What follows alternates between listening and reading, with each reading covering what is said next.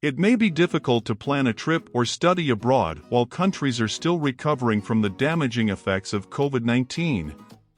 Regardless, the circumstances did not affect the fact that you would need to obtain a passport before taking your next trip abroad.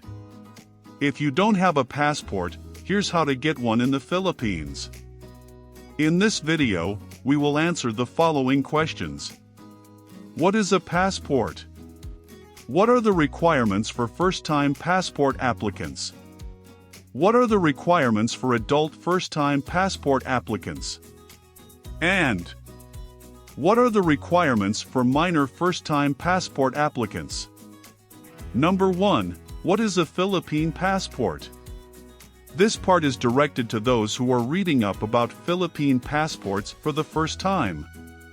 A Philippine passport serves as both a travel document and a key national identifying document for Filipino citizens. With a few exceptions, it is issued by the Department of Foreign Affairs, DFA, and Philippine diplomatic missions abroad. Passports come in 3 colors: maroon, the regular passport; red, the official passport; and dark blue, the diplomatic passport. Any citizen of the Philippines who applies for a Philippine passport is given a regular passport or a maroon passport. It is the most commonly issued type of passport and is used for all travel by Philippine nationals as well as non-official travel by Philippine government personnel. Members of the Philippine government, as well as employees of Philippine diplomatic posts overseas who are not members of the diplomatic service, are awarded official passports for use on official business. Official passports are not allowed to be used for non-official purposes, hence government personnel have regular passports as well. The validity duration for this passport is 6 months. Members of the Philippine Diplomatic Service, cabinet members, service attaches from other government agencies posted to Philippine diplomatic missions overseas, and Philippine delegates to international and regional organizations are all issued diplomatic, blue, passports. It is important to note that this dark blue passport provides the bearer with diplomatic immunity. What are the requirements for first-time passport applicants? According to the Department of Foreign Affairs, the requirements for passport application of first-time applicants may vary, depending if such person is an adult or minor. On to the next question. What are the requirements for adult first-time passport applicants? 1. Confirmed online appointment. 2. Applicant must personally appear. 3. Accomplished application form. 4. Original and photocopy of Philippine Statistics Authority authenticated birth certificate on security paper. It should be noted that married females who are using their spouse's last name must also present original and submit photocopy of PSA authenticated marriage contract on security paper or report of marriage. And local civil registrar copy is required if PSA birth certificate is not clear or cannot be read. In addition to the above enumerated core requirements, it is also necessary for the adult first-time applicant to provide any of the following acceptable IDs: SSS card, GSIS card, UMID card, driver's license, PRC ID, Phil ID, voter's ID or voter's certificate, PNP permit to carry firearms outside residence, senior citizen ID, airman license issued August 2016 onwards, Philippine Postal ID, issued November 2016 onwards. Valid or latest passport, if the purpose is renewal. In addition to the core requirements enumerated above, there are also supporting documents that the first-time adult applicant needs to supply. Situation number 1. What if your birth certificate was belatedly registered? There are 2 scenarios. First, if birth certificate was registered at least 10 years ago, application will be treated as a regular application, and no additional supporting documents will be required. And second, if birth certificate was registered less than 10 years ago, applicant must submit ID that predate the late registration or current IDs with NBI clearance. Another question, what if the applicant has no birth certificate or report of birth? There are two situations here. First, if applicant is born after 1950, applicant must first file for late registration with local civil registrar or consular office with jurisdiction over the place where applicant was born. Applicant will then submit the original copy of the PSA authenticated late registered birth certificate and ID that predate the late registration or current ID with NBI clearance. The second situation is, if applicant is born on or before 1950, applicant must submit original and photocopy of PSA authenticated certificate of no birth record and affidavit of two disinterested persons attesting to the identity of the applicant. The affidavit should include photocopy of ID of the two disinterested persons indicated in the presented document. Another situation, what if an applicant's marriage has been dissolved and wants to revert to her maiden surname? There are two answers to this. First, applicant must submit original and photocopy of PSA birth certificate and acceptable IDs. Applicant must submit original and photocopy of the annotated PSA marriage certificate or report of marriage stating that the marriage has been dissolved. Alternatively, if annotated marriage certificate or report of marriage from PSA is not yet available, applicant must submit a certified true copy of the court order dissolving the marriage and a certificate of finality from the court. Another question, what if applicant has lacking data in birth certificate or report of birth? The answer is, the applicant must present original and submit photocopy of proof of filing of supplemental report or correction from the local civil registrar. Another frequently asked question, what if applicant has discrepancy in data in birth certificate/report of birth and other documents? First, if the discrepant data is in the birth certificate, the applicant must submit annotated birth certificate authenticated by PSA reflecting the corrected entry. If the discrepant data is in the other documents, the birth certificate will be followed. If the discrepancy is in the first name, applicant must submit the original and photocopy of the petition and supporting documents for correction of first name filed with local civil registrar or consulate. If the discrepancy is in other data, applicant must submit annotated birth certificate authenticated by PSA reflecting the corrected entry. If applicant is a dual citizen, he must submit the following documents: original PSA authenticated birth certificate or report of birth and original identification certificate issued by the Philippine Foreign Service Post or the Bureau of Immigration and a photocopy. Original and photocopy of the foreign passport. Government-issued IDs, Philippine or from country of second citizenship. What if applicant is a naturalized Filipino citizen? He must submit the original and photocopy of identification certificate of naturalization from Bureau of Immigration. What if applicant obtained Filipino citizenship by election?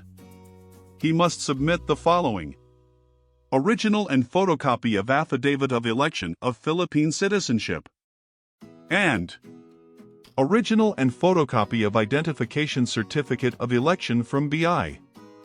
What if applicant has been granted citizenship by act of legislation? He must submit the following: certified true copy of the law granting citizenship, foreign birth certificate authenticated by Philippine FSP. Let us now proceed to the second part of this video. What are the requirements for minors who are first-time passport applicants? They are the following. 1. Confirmed online appointment. However, children 7 years old and below do not need to have an online appointment.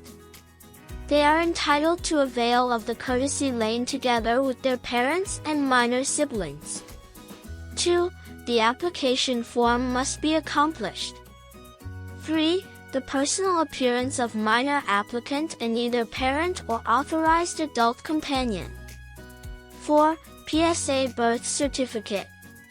However, the LCR copy may be required if the PSA birth certificate is not clear. 5. The requirement of marriage certificate is required if only one parent is accompanying the child. 6. What if the parents are not married? An affidavit of support and/or consent executed by the mother will be required if she is not accompanying the child. 7. If affidavit of support and/or consent is executed abroad, it must be authenticated by the Philippine Embassy or Consulate. 8. Passport or valid government-issued ID of either parent with one photocopy. 9. If applicable, a school ID of the child may also be necessary. In addition to the enumerated core requirements, it is also necessary for the minor first-time applicant to provide a passport or valid government-issued ID of either of his or her parent with one photocopy. If such documents are not available, the following may be considered as alternatives: SSS card, GSIS card, UMID card, driver's license, PRC ID, Phil ID, AOA card, voter's ID or voter's certificate, PNP issued permit to carry, senior citizen ID, airman license issued August 2016 onwards, Phil postal ID issued November 2016 onwards, Seafarer's Records Book issued February 2016 by Marina. Valid or latest passport, if the purpose is for renewal. Nevertheless, there may be instances where supporting documents may be necessary. If applicant has no PSA birth certificate or report of birth yet, the following rules shall apply. 1. If the child was born in the Philippines, a certified true copy of local civil registrar birth certificate authenticated by PSA must be submitted. 2. If the child was born abroad, an original copy of report of birth or first endorsement from Consular Records Division must be submitted. In case the child is not accompanied by the parents during the application process, the applicant must submit a special power of attorney executed by the parents designating the minor's companion to assist in the application process. The special power of attorney must be authenticated by the Philippine Embassy or Consulate if executed abroad. The passport or valid government-issued ID of authorized adult companion must also be submitted. Lastly, special power of attorney or affidavit of support and consent must have a copy of parent's valid ID and/or passport attached. In case applicant is not traveling with his or her parents, applicant must submit DSWD clearance and affidavit of support and consent executed by the parents. The affidavit of support and consent must be consularized by the Philippine Embassy or Consulate if executed abroad. The applicant must also submit passport or valid government-issued ID of authorized adult companion. In case applicant is an illegitimate child in custody of the mother, personal appearance of minor applicant and mother or authorized adult companion. The following must also be submitted: PSA birth certificate, passport or valid government-issued ID of mother or authorized adult companion. If applicant is not accompanied by mother during the application process, applicant must submit a special power of attorney executed by the mother designating the minor's companion to assist in the application process. The special power of attorney must be authenticated by the Philippine Embassy or Consulate if executed abroad.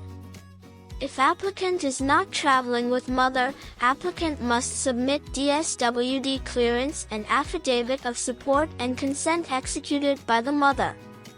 The affidavit of support and consent must be authenticated by the Philippine Embassy or Consulate if executed abroad.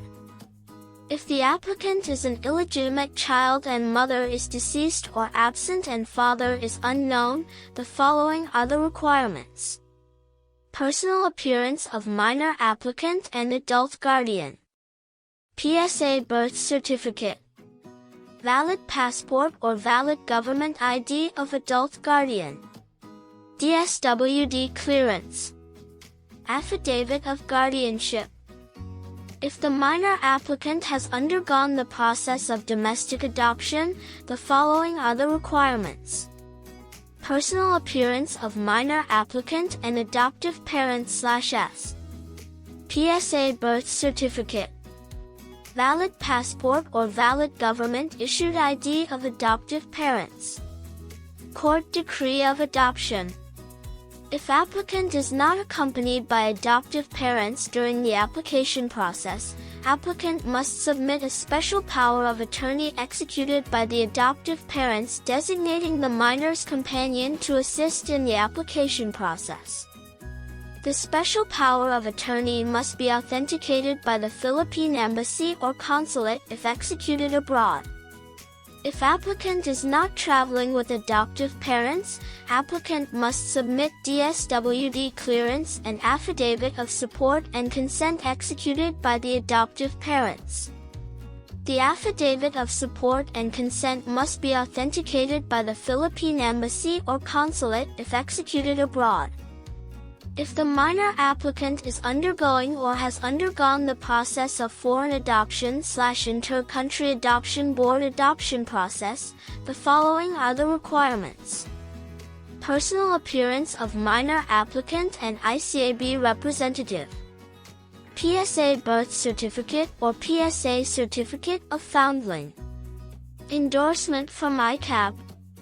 Certificate of child available for adoption or deed of voluntary commitment. Placement authority issued by ICAB. Certificate for issuance of passport issued by ICAB. Clearance for inter-country adoption. Child study report. DSWD clearance.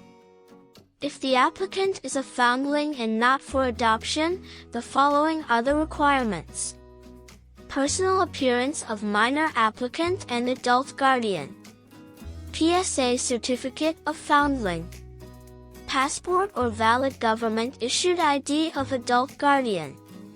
DSWD clearance. Affidavit of guardianship. How long should you wait for the processing of your passport? According to the DFA, both National Capital Region applicants and applicants outside the NCR should expect their passport to be released 12 working days after being accommodated for processing. The passport may be claimed at the consular office or passport capturing site where you originally filed your application. The requirements for a first-time passport application in the Philippines may seem overwhelming at first glance, but with proper preparation and attention to detail, the process can be completed smoothly and efficiently. Remember to gather all necessary documents, fill out the application accurately and completely, and make sure to meet all necessary criteria before submitting your application. With these tips in mind, you will be well on your way to obtaining your first passport and embarking on your next exciting adventure. Thank you for watching our video. We hope that you found the information helpful and informative.